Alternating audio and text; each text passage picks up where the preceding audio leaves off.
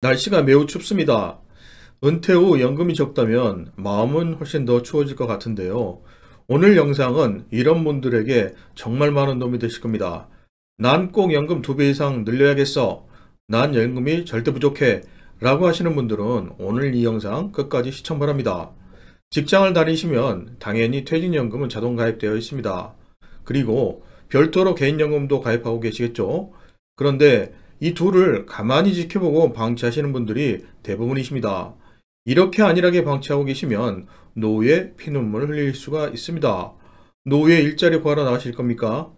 여러분, 국민연금은 백숙입니다. 국민연금은 불입만 하면 국가가 알아서 양념치고 요리도 해서 그냥 국민이 먹기만 하도록 내 식탁 앞에 딱 놓아주는 백숙이나 닭볶음탕과 다름이 없습니다. 퇴직연금과 개인연금은 생닭입니다. 각자 요리를 해서 먹어야 됩니다. 튀기든지 볶든지 삶든지 삶이 다하는 날까지 매일 요리를 해야 합니다. 그런데 세액공제가 좋고 뭐가 좋고 다들 좋다고만 요란하게 떠들어대면서 진짜 중요한 요리법은 궁금해들 안 하십니다. 퇴직연금, 개인연금은 불입했다는 것은 그냥 계좌에 돈을 넣어둔 상태 그대로인 것입니다. 가만히 있으면 그 돈이 알아서 일을 안 합니다. 국민연금만으로는 연금이 많이 부족하죠. 국민연금은 국가 알아서 운용도 해주고 알아서 때가 되면 주니까 우리들 입장에서는 국민연금을 최대한 늘리고 싶습니다. 그런데 그게 내 마음대로 늘릴 수가 있나요? 없죠. 국민연금은 불입금액과 불입기간이 비슷하다면 다들 비슷하게 연금액이 지급됩니다. 그런데 퇴직연금과 개인연금은 그렇지가 않습니다. 불입금액이 비슷하다 하더라도 불입한 후 어떻게 연금 투자 관리를 하느냐에 따라서 받을 수 있는 금액은 2배, 3배 달라질 수가 있습니다. 그 관리는 불입한 시점부터 삶이 끝나는 날까지 해야 합니다. 최근 10년간 OECD 국가 중 노인 빈곤율이 1위가 한국이죠. OECD 평균보다 빈곤율이 3배가 넘어갑니다. 10명 중 4명 넘는 사람들이 노후에 빈곤하게 살고 있는데 우리가 이 4명 안에 포함되지 않으려면 지금부터라도 퇴직연금, 개인연금 투자 관리에 더욱 신경을 써야 합니다. 어떻게 하면 연금을 2배로 늘릴 수 있을까요? 개인연금을 2배로 늘리기 위해 생닭으로 어떻게 요리를 해야 하는지 투자 전략 3단계 들어가 보겠습니다. 첫 번째, 연금 초기 투자 전략. 절대 분산 투자하지 마라. 아니, 리스크를 줄이려면 분산 투자를 해야 하는 거 아니냐? 무슨 말이냐? 라고 말하실 수가 있습니다. 유럽의 워런 버핏을 불리는 앙드레 코스탈로니는 부자가 되려면 다음과 같이 하라 라고 했습니다. 우량 주식을 사라. 그리고 감옥에 가라. 10년 뒤에 나오면 부자가 되어 있을 것이다. 라고 말했습니다. 연금에서도 똑같이 적용됩니다. 연금 투자는 연금 수령 시점을 기준으로 3단계식으로 나눌 수가 있습니다. 연금 수령 시기까지 10년 이상 남은 연금 초기 단계, 연금 수령 시기까지 10년이 채 남지 않은 연금 중기 단계, 연금 수령을 하는 연금 수령 단계로 나눌 수가 있습니다. 이 시기들마다 연금 투자 포트폴리오는 달라져야 합니다. 45세 사오정 씨를 예를 들어 보겠습니다. 사오정 씨는 국민연금 수령 시기인 65세에 맞추어 퇴직연금, 개인연금도 수령하겠다는 계획을 세웠습니다. 이 사오정 씨의 경우 연금 수령 시기까지 약 20년이 남았죠. 지금 연금 시기는 연금 초기 단계입니다. 연금 수령 시까지 큰 변동성 리스크를 가져가도 충분히 감당할 수 있는 시간이 있기에 분산 투자보다는 주시장 전체에 투자를 해서 최대한 수익을 내는 투자가 필요합니다. 어설프게 분산 투자를 해서 수익을 얻을 수 있는 기회를 놓치면 안 되겠죠. 국내 주시장보다 당연히 미국 시장 인덱스 ETF를 이용하는 것이 좋습니다. 과거 10년간 미국 S&P 500 연평균 수익률이 약 12%, 한국 종합주가지수 연평균 수익률은 약 2%입니다. 답은 나와 있죠.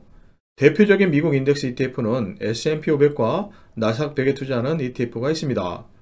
둘 중 개인적으로는 나스닥 100을 선호합니다. 지난 10년간 나스닥 100 기술 기업들로 구성된 QQQ는 연평균 수익률이 17%였습니다. 연평균 수익률이 12%였던 S&P 500으로 구성된 스파이보다 무려 5%가 더 많은 수익을 보였습니다. 나스닥 100 주요 기업 중 10개 기업이 ETF 시가총액 거의 절반을 차지하는데 그 기업들이 우리와 24시간을 함께하는 혁신 기업들입니다.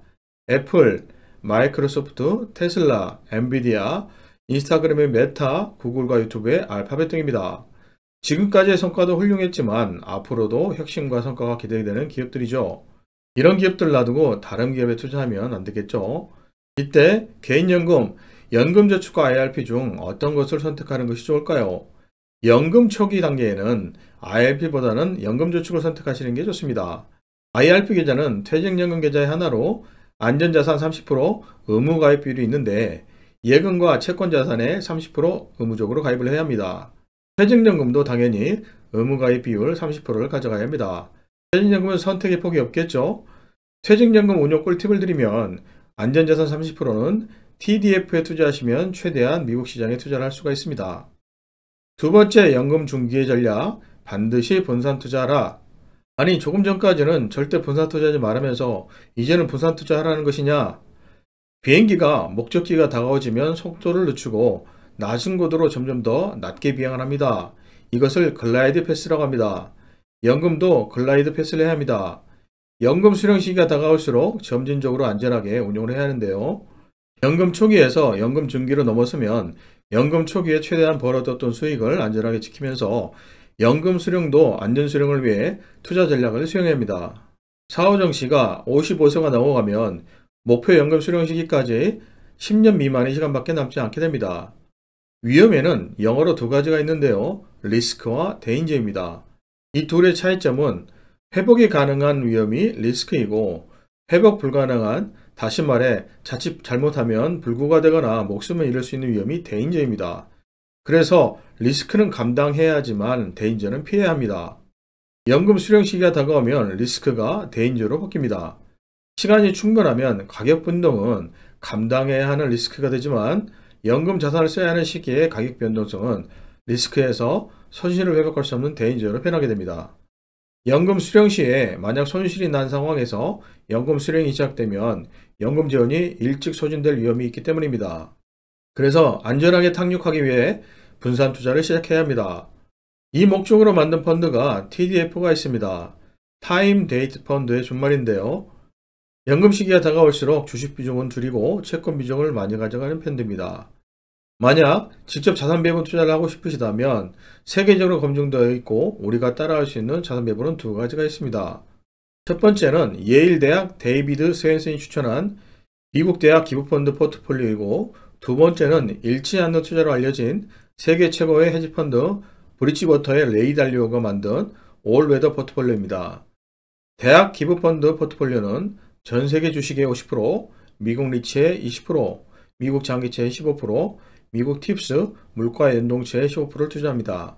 올웨더 포트폴리오는 미국 주식의 30%, 미국 중기채와 장기채의 55% 투자하고 금과 원자재의 15% 투자합니다. 두 포트폴리오는 채권 비중 차이가 상당히 많이 납니다. 그리고 대학 기부펀드는 리츠를, 올웨더는 금과 원자재에 투자하는 차이가 있습니다.